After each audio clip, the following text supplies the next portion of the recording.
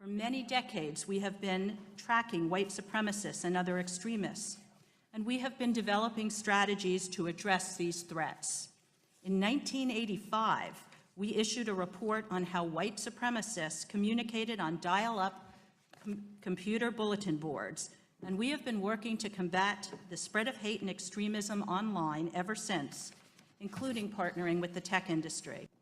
The other driving force for the resurgence of white supremacy is the role of social media in enabling this hate to spread.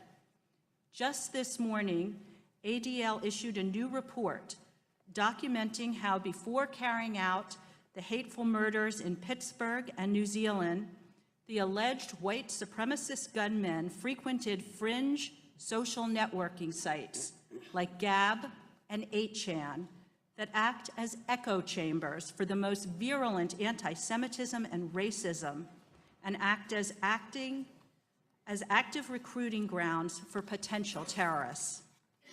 These platforms are like round-the-clock digital white supremacist rallies, creating online communities that amplify their vitriolic fantasies.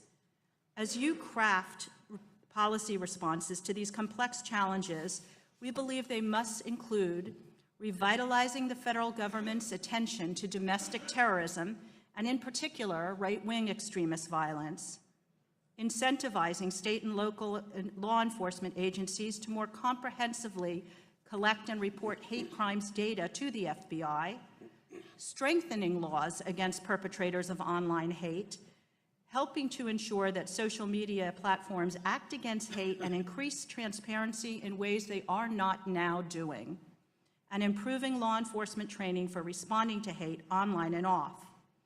I have submitted detailed recommendations for the tech industry, which are included in my written testimony. First, let me start by saying that all of us at Facebook stand with the victims, their families, and everyone affected by the horrific terrorist attack in New Zealand. In fact, we've banned more than 200 white supremacist organizations under our dangerous organizations policy.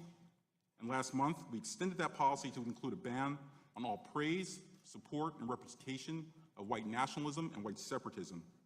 We see these ideologies as being inextricably linked to supremacy with intents of violence more generally.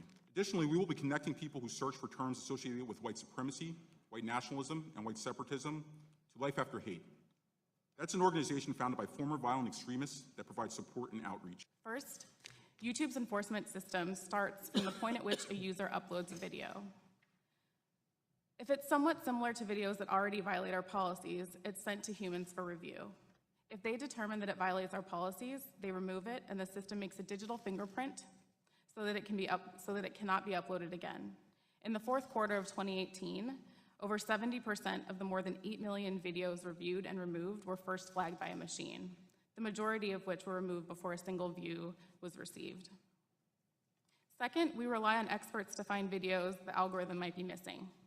Some of these experts sit at our in-house intel desk, which proactively looks for new trends and content that may violate our policies. We also allow expert NGOs and governments to notify us of bad content in bulk through our Trusted Flagger program.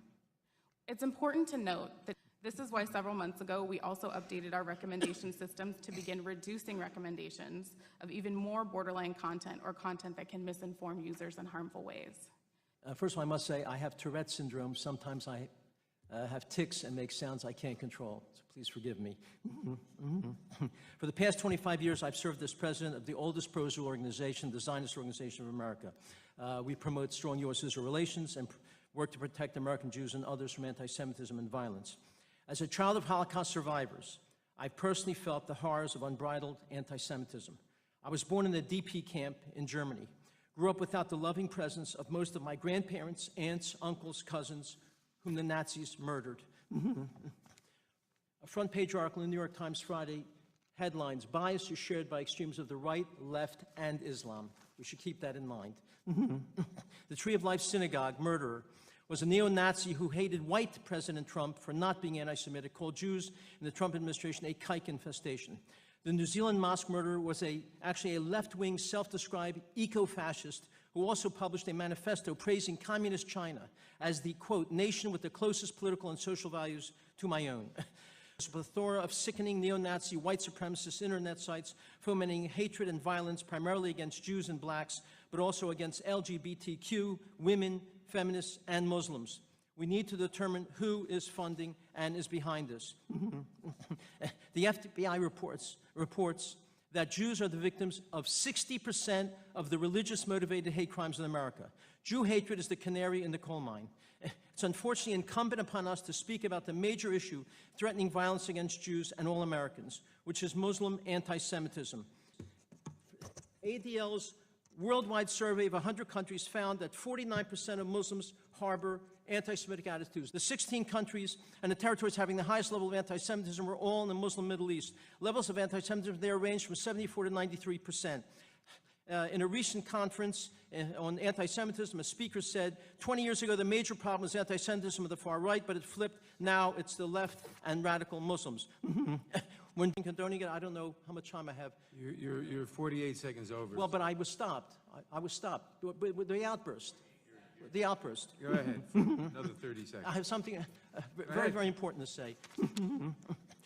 Especially as a child of Holocaust survivors, I was horrified to see Speaker Pelosi, Leader Hoyer defend Representative Omar after her vicious anti-Semitic remarks and presidential... The gentleman's time has expired. Ms. Owens. That was unfair. It was not unfair. You had plenty of extra time. Ms. No, Owens. I did not. Ms. Owens.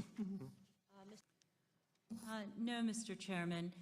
The ADL is data-driven, and we have defined, and in the report submitted to you, we go through the details of right-wing extremism.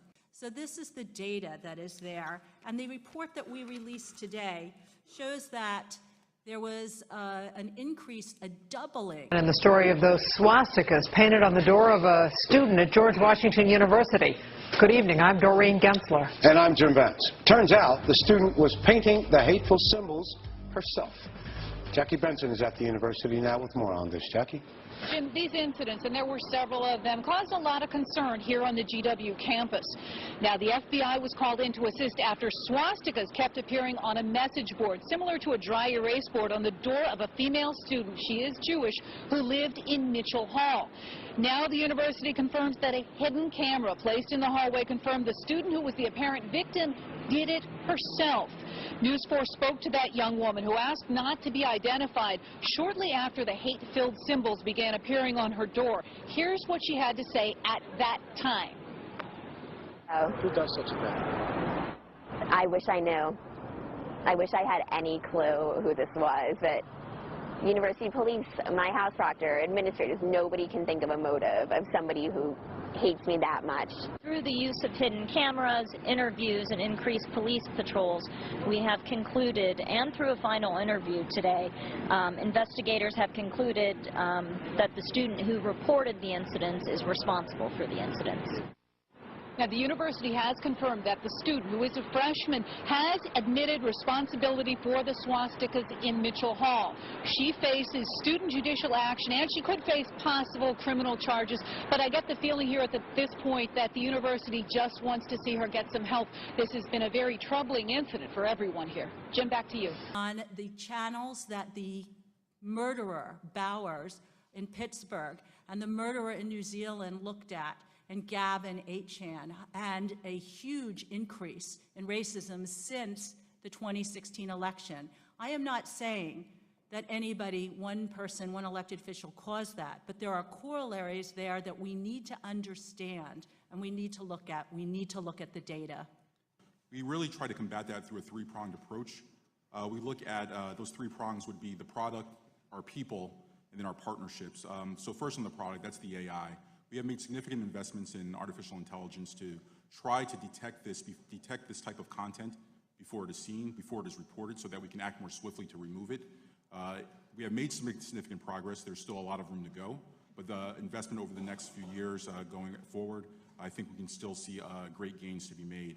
Secondly is the people, and at Facebook we have over 30,000 people now focused on safety and security. That's subject matter experts. We have former prosecutors, former law enforcement officers, former intelligence officers like myself, ground intelligence officer, others that write the policies and that help with the process. We have content moderators that focus on this and build out those processes, and of course the engineers that write the code for the AI. And then the